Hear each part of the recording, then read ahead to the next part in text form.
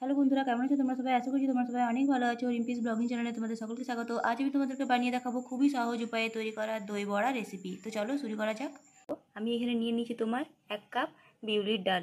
তো এই কাপেরই আমি কিন্তু 1 কাপ বিউলির ডাল এখানে নিয়ে নিয়েছি। আর এই বিউলির ডালটাকে কিন্তু খুব ভালো করে আমি এই যে উপরের যে ধুলোটা থাকে সেটা আমি তুলে নিয়েছি। তুলে নেওয়ার পর আমি কিন্তু এটাকে খুব ভালো করে মিক্সিতে গুঁড়ো করে নেবো। তো এই দেখো আমি কিন্তু এভাবে ব্যাটারটা তৈরি বানিয়ে নিয়েছি।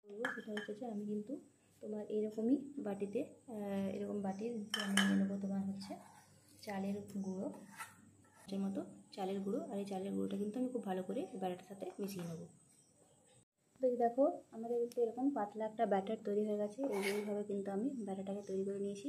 খুব যে একটা পাতলা করব সেটা কিন্তু আমি করবো না। এই দেখো আমি কিন্তু কড়াইয়ে তেল দিয়ে নিয়েছি। এরপর আমি কিন্তু একটা একটা করে প্রত্যেকটা বড়াকে খুব ভালো করে ভেজে নেব।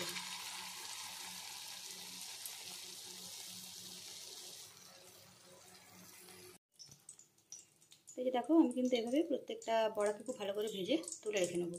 তো এই দেখো আমার কিন্তু বড়াগুলো খুব ভালো করে ভাজা হয়ে গেছে।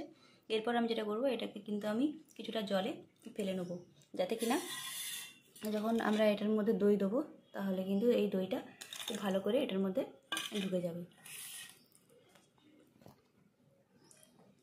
1 কাপ জলে আমি যেটা করেছি, এই বড়াগুলোকে কিন্তু আমি খুব ভালো করে ভিজিয়ে নিয়েছি, মানে ভিজিয়ে নেবো, কিছুক্ষণ রেখে দেবো। এরপর আমি তো যে দেখো আমি কিন্তু অনেকক্ষণ এগুলোকে মানে প্রায় 10 মিনিটের মতো আমি বড়াগুলোকে জলে ডুবিয়ে রেখেছিলাম। এরপর আমি জল থেকে কিন্তু বড়াগুলোকে তুলে নিয়েছি। তো এবার চলো সার্ভ করা যাক দই চাটনি দিয়ে। তো আমার দই বড়াগুলো কিন্তু একদমই রেডি হয়ে গেছে। তো এখন আমি যেটা করবো সেটা হচ্ছে যে এই বড়াগুলোকে আমি কিন্তু প্লেটে সাজিয়ে নেবো।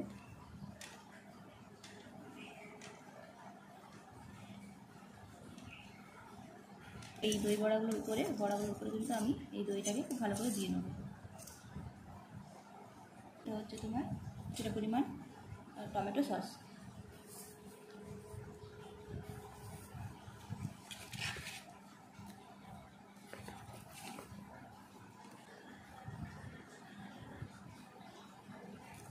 টমেটো সস দেওয়ার পর কিন্তু দেখতে পাচ্ছ কতটা দেখতে আমাদের এটা কিন্তু কতটা দেখতে সুন্দর লাগছে।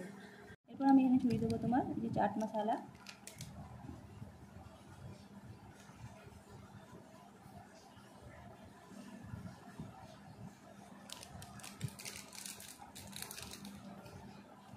আমি দিয়ে দেবো একদমই কম পরিমাণে ধনে এবং জিরে গুঁড়ো।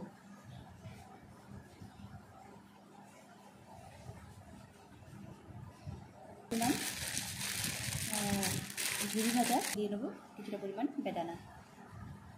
তো আমাদের দই বড়া রেসিপি কিন্তু একদমই রেডি হয়ে গেছে। তো তোমরা চাইলে কিন্তু এটা এমনি সার্ভ করতে পারো, বা এটা যে কোনো অকেশনেও কিন্তু তোমরা এটাকে খেতে পারো। খুবই সহজেই আমরা কিন্তু বানিয়ে ফেলেছি দই বড়া। তো আমার এই রেসিপিটা তোমাদের কেমন লেগেছে অবশ্যই কিন্তু কমেন্ট করে জানিও।